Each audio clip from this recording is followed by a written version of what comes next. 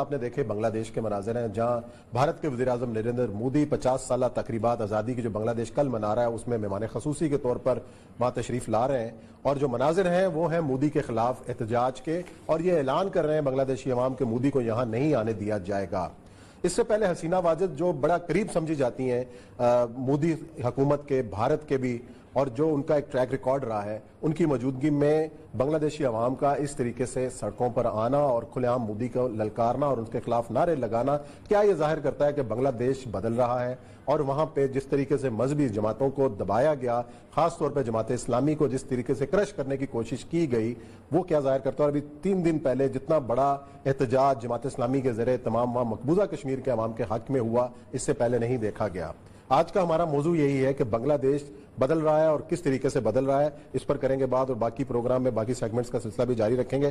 اور یہ سب 25 مارچ کیوں 16 دسمبر سے کوتھے ڈھاکہ ہوا، اور بنگلہ دیش نے اپنی یوم آزادی جو ہے وہ 25 مارچ کا دن کیوں مقرر کیا، اس کی کیا منظر کیا ہے؟ دیکھیں پہلے یہ مامون الحق اس کو بتا دیں، یہ لوگوں نے جو دیکھا ہے، اس نے جو سب سے امپورٹنٹ نعرہ لگایا وہ لگایا غزوہ ہند کا نعرہ، بنگلہ دیش سے اٹھے گا بنگلہ۔ اس نے کہا ہے کہ رسول اللہ، اس نے کہا ہے اس کے اندر کہ رسول اللہ صلی اللہ علیہ وسلم کی حدیث کے مطابق پوری امت کے مسلمان اس میں شریک ہوں گے، اور مشرق سے بنگلہ دیش سے لوگ جائیں گے انڈیا کو فتح کرنے کے لیے۔ اور اس نے یہ کہا ہے کہ انڈیا جو ہے اس وقت رسول اکرم صلی اللہ علیہ وسلم کی حدیث کے مطابق پوری امت مسلمہ کے خلاف سب سے بڑا مرکز فتنے کا انڈیا کا دلی ہے، اور اس نے کہا ہے کہ نریندر مودی نے غزوہ ہند کا دروازہ کھول دیا ہے، ہم نے اندر داخل ہونا ہے۔ اچھا یہ بندہ کیوں آیا؟ سب سے پہلی بات ہے 25 مارچ آپ نے سوال کیا، یہ ہے 25 مارچ 1971۔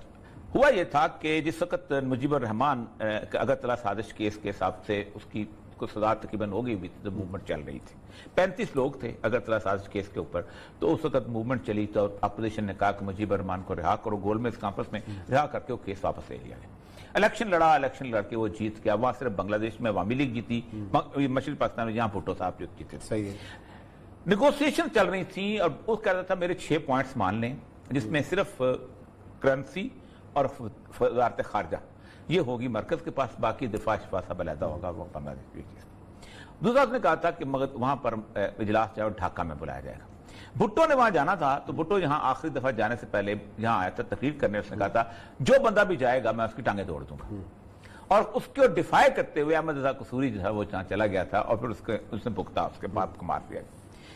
7 فروری کو شیخ مجیب نے رمنا ریس کورس میں ایک جلسہ کیا، اور اس نے سول نافرمانی کا اعلان کر دیا 7 مارچ 1971 کو، اور اس نے کہا 5 نقطے کہ جناب آپ ٹیکس نہ دیں، آپ جیسے عمران خان بل نہ دیں، تمام عدالتیں سول سیکٹر بند ہو جائیں، حکومت کے ملازمین مجھ سے احکامات لیں، یہ ساری چیزیں، ریل میں پولیس والوں کو فوج کو نہ چڑھائے جائے، یہ اعلان کر دیا۔ اور ساتھ اس نے کہا، اس نے جھنڈا لہرایا بنگلہ دیش کا اس ریس کورس میں، اور ساتھ کہا کہ ہم جو ہیں آج کے بعد ہم اب خود مختاری نہیں آزادی کے لیے لڑیں گے۔ اس کی یہ تقریر یونیسکو کی یادگار تقریروں کے اندر آج بھی ریکارڈ میں محفوظ کی گئی ہے، چینج تقریروں کے۔ اس دوران مذاکرات بھی ہوتے تھے۔ 25 تاریخ کو آج کے دن 4 بجے کے قریب مذاکرات جو تھے یہ ختم ہو گئے، کیونکہ مجیب جو نہیں مان رہا تھا، وہ مکمل مان رہا تھا۔ ادھر سے راجہ خان اپنے جہاز میں بیٹھ کے آ گیا، اور ادھر سے اپنا بھٹو بیٹھ کے آ گیا۔ دھان منڈی میں آج کے دن مجیب الرحمان نے اپنے تمام لوگوں کا وہ بلایا اجلاس، اس کا دھان منڈی میں گھر تھا، اور وہیں پر اس نے ڈیکلریشن آف انڈیپینڈنس کا دستخط کیا۔ اسی شام آرمی کا سرچ آپریشن شروع ہوا، اور اسی دن صبح جو ہے ذوالفقار علی بھٹو کا یہ بیان آیا کہ اللہ کا شکر ہے پاکستان بچ گیا۔ اس کی یاد میں وہاں پر وہ یہ دن منایا جاتا ہے۔ لیکن 1975 میں بنگلہ دیش وہی مجیب الرحمان جو ہے وہ اس کو قتل کر دیا گیا، پھر اس کے بعد موومنٹ چلی۔ آخری جو حلہ تھا وہ یہ تھا کہ حسینہ واجد جو تھی اس نے 2 کام کیے۔ ایک تو یہ تھا کہ تقریباً 8-10 لوگ جو تھے، متی عمر نامی صاحب اور جماعت اسلامی کے سارے لیڈر، جن لوگوں نے 1971 میں ساتھ دیا تھا، اس کو ملائن کرتے ہوئے ان کو نکال کے ان کو باقاعدہ پھانسیاں دیں، یہاں تک کہ وہ لوگوں ان میں سے ایک تو فوجیوں کو بھی پھانسیاں دیں جو کہ اس میں اندر مجیب الرحمان کے قتل میں انوالو تھے، اور مجیب الرحمان کا ایک مجسمہ بنا، اور ساتھ ہی ایک قانون پاس کیا کہ آئندہ کوئی مذہبی جماعت الیکشن میں حصہ نہیں لے سکے گی۔ اس دوران ایک بڑا سناٹا تھا۔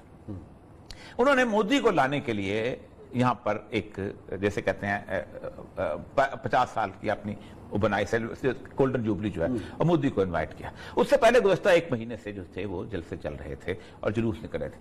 اس دوران وہ موومنٹ ختم ہوئی تو ایک شخص اٹھا جس کا نام علامہ مامون الحق ہے.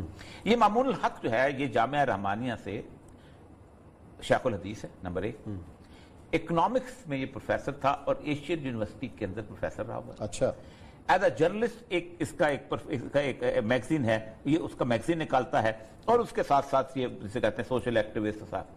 اس نے 2010 میں ایک موومنٹ شروع کی تھی. آپ کو یاد ہوگا کہ سب سے پہلے بلاسفیمی کے پیجز شروع ہوئے تھے بنگلہ دیش میں. بلاگر رسول اللہ علیہ وسلم کی توہین کرتے تھے اور سب کچھ کرتے. اس نے اور اس کے اور ساتھیوں نے ایک موومنٹ شروع کی تھی جس کا نام تھا حفاظت اسلام موومنٹ بنگلہ دیش. اور اس کے اندر یہ 2013 میں قید بھی ہوا، لیکن انہوں نے پھر جو وہاں پر تماشا لگاتا تھا، اب وہاں بنگلہ دیش سے اٹھ کر کوئی بلاگر جو ہے نا کھڑا نہیں ہوتا. لوگ کہتے ہیں کہ انہوں نے مروایا، وہ کہتے ہیں لوگوں نے خود مار دیا، جو بھی تھا، لیکن بلاگر اب جرأت نہیں کرتا. تسلیمہ نسرین بھاگ گئی وہاں سے بنگلہ دیش سے اٹھ کے. اس کے بعد اس سے انہوں نے کہا کہ اب نہیں ہے، تو انہوں نے ایک بنائی تھی بنگلہ دیش خلافت مجلس، یہ اس کا انچارج ہے. اس نے جب پچھلے اس جمعے کو آج سے 2 دن پہلے جو جلسہ ہوا ہے، پہلی بات تو اس کا جلسہ تو بہت بڑا اور لاکھوں کا اس کا مجمع ہوتا ہے. صحیح. بیت المکرم اس سے جلوس نکلا ہے اور اس جلوس کے میں نعرے سن رہا تھا، اگر کہیں اگر چلا سکے ٹویٹر کے اندر، اور وہ نعرے کیا تھے؟ مودی ایک دہشت گرد ہے اور اگر وہ یہاں آیا تو ہم سب دہشت گرد ہو جائیں گے. اچھا. ہم طالبان بنیں گے، ہم اسامہ بن لادن بن جائیں گے، ہم یہاں پر ثابت کریں گے کہ بنگال پورا افغانستان بن جائے گا انڈیا کے لیے. یعنی یہ نعرے جو ہیں یہ بنگلہ دیش اتنی بڑی وہ ڈھاکہ کی سڑکوں کے اوپر ریلی نکلی ہے اور جس سے بڑے خوف زدہ ہوئے تھے سارے کے سارے، اور اس کا کراؤڈ اتنا بڑا، دنیا پوری اس وقت ٹریمبل کی ہوئی ہے کہ بنگلہ دیش میں یہ صورتحال کیسے ہو گئی.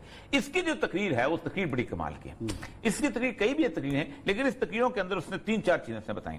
اس نے کہا دیکھو بات سن، اگر آپ یہ سمجھتے ہو کہ بنگلہ دیش جو ہے یہ ایک قومی ریاست ہے، نہیں، بنگلہ دیش مسلمانوں کا ایک ملک ہے اور اللہ تبارک و تعالیٰ نے اس کو خاص طور پہ اس لیے تخلیق کیا ہے کہ یہ انڈیا کو مشرق کی طرف سے حملہ ہو. کیونکہ اللہ ہم اور اس سے مزار اس کے اللہ کی حکمت میں ہمیں مغربی پاکستان سے علیحدہ اس لیے کیا ہے کہ ہم آزادانہ طور پہ مودی کے مقابلے میں لڑیں. یہ وہ شخص ہے کہ جس سے جب بابری مسجد گری تھی تو اس نے ڈھاکے میں بابری مسجد بنائی تھی کہ ہم یہاں مسجد بنائیں گے اس کے مقابلے، اور جب ہمیں وقت ملا ہم واپس اس کو بنائیں گے. پھر اس نے رسول اللہ صلی اللہ علیہ وسلم کی حدیثیں پڑھی غزوہ ہند کی، اسی لیے آپ نے دیکھا ہوگا اس میں آواز آتی ہے غزوۃ الہند، اور اس نے کہا ہم رسول اللہ صلی اللہ علیہ وسلم کے سپاہی ہیں، ہم غزوۃ الہند کے سپاہی ہیں، اور غزوۃ الہند جو ہے وہ پوری امت پر اس لیے فرض ہے کہ پوری امت کے رسول اللہ صلی اللہ علیہ وسلم نے آپ جو پیغمبر تھے انہوں نے باقاعدہ وعدہ لیا تھا اگر تم میں کوئی زندہ ہوا تو وہ اس میں شامل ہوا. اور اس نے پھر 4 بندوں کے ہیرو کی بات کی، اس میں ہم محمد بن قاسم بنیں گے.